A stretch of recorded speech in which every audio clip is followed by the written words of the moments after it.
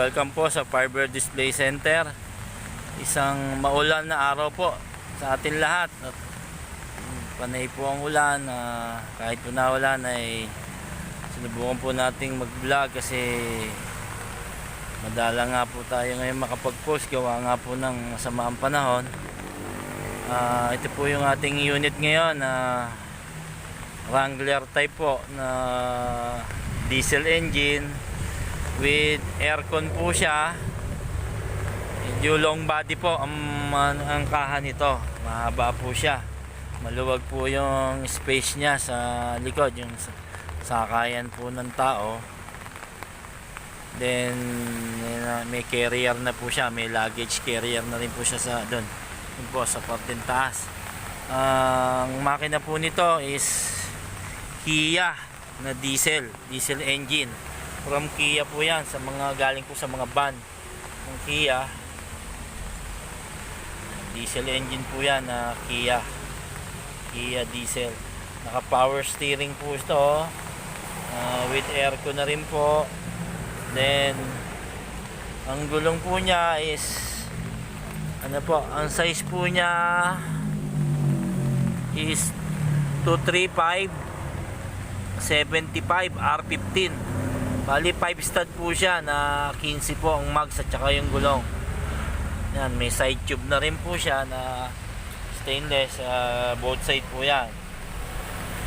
Then ito po yung kanyang sliding window po sa side, dito po sa parteng likod. Ang salamin po niya dito sa front, naka power window po siya.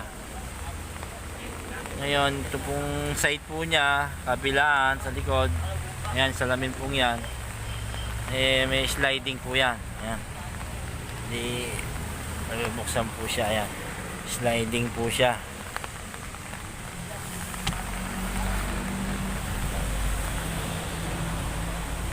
Big tire na po siya. Ayan, medyo mataas po yung tindig. 4x2 lang po ito, hindi po siya naka 4x4. 2-wheel drive lang po siya. Ayan, dito po sa parting likod, yan, nai-open din po yung ano dito, yung pintuan sa likod. Naitataas po itong salamin na to, itong part na to. Then dito po yung reserva, yung spare tire. Diswing po siya na nai-open po sa side. Medyo hindi ko na po maano kasi may hawak po akong payong at naulan. Hindi ko po muna mabubuksan para makita niya. Pero siguro po familiar na po kayo sa pag-open po ng mga sa likod niya. Ayan po, yung kabila po sliding din po yung salamin niya. Ayan. Then tingnan po natin yung loob. Ayan po yung ano niya, trunk niya sa taas, yung kinakabit na rin po sa SUV. Then ito po, tingnan po natin dito sa may parting loob. Panay-panay po ang ulan dito sa atin. Ayan po, may naka-dashboard na po siya na from Kia din. Then car stereo, may electronic panel gauge na rin po yan with aircon yan. Dito na rin po sa original duct po ng aircon, nalabas po yung lamig niya.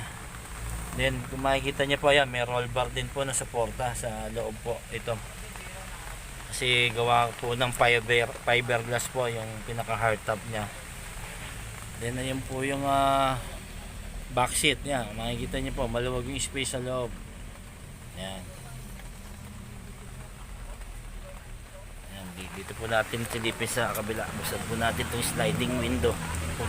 Nag-lock ata. Ayan po, dito po sa gilid po sa sliding window tayo. Ayan, pwede ho ditong makapaglagay ng mga gamit kung may iaabot kayo sa loob. Ayan po, kasi medyo maluwag po yung window nya, kaya pwede ho maging access po to na daanan kung meron kayong iaabot sa loob o may ilalabas na gamit. Dito rin po, kahit batang maliit siguro po, pwede natin padaanin dito para may sakay sa loob. Yan po, yan po yung baffles niya, yung sa speaker ng car stereo. Yan po yung ating sliding window. Ayan po, yung ating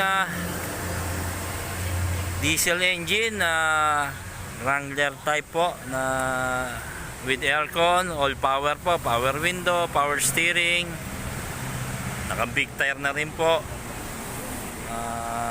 Ayan po, yun nga po, meron na po rin siyang luggage carrier sa taas. Kaya hanggang sa muli po, marami pong salamat sa inyo. Patuloy lang po na kayo mag-abang sa mga nilalabas po nating mga unit. Lalo po marami na po kaming siguro medyo na delay lang po, kung mapapansin nyo medyo madalang po yung vlog natin, gawa nga po ng medyo na delay po yung mga tinatapos natin, gawa po ng panahon kasi nag-uulan nga po, medyo may time na hindi ho makapaggawa ang mga tao kasi medyo gawa ng pagulan. Kaya siguro sa mga susunod pong pagkakataon ay tuloy-tuloy na po uli.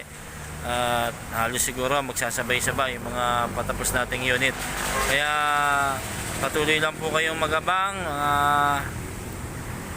Manonood po natin, ang tumatangkilik po sa atin, yung mga nasa ibang bansa po natin, ang mga nagme-message po. Shoutout po sa inyong lahat. Mag-ingat po kayo dyan. Ganoon din po doon sa mga OFW po na basta tawag lang po kayo pag nakapagbakasyon na kayo at paglalaanan po namin kayo ng mga unit na gusto nyo. Then hanggang sa muli po, marami po salamat at God bless po sa ating lahat.